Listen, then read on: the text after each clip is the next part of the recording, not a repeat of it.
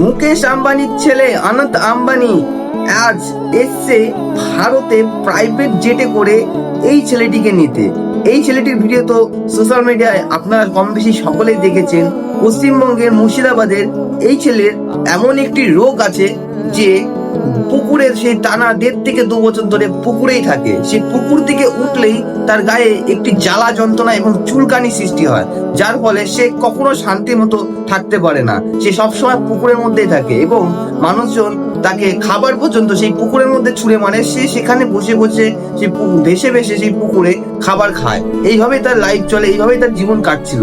তখন সোশ্যাল মিডিয়ায় video viral হওয়ার পরে অনন্ত আম্বানির কাছে ভিডিওটি যায় এবং প্রাইভেট জেটে করে তাকে নিয়ে আসে তার পুরো চিকিৎসা খরচ যাতে অনন্ত আম্বানি দিতে পারে।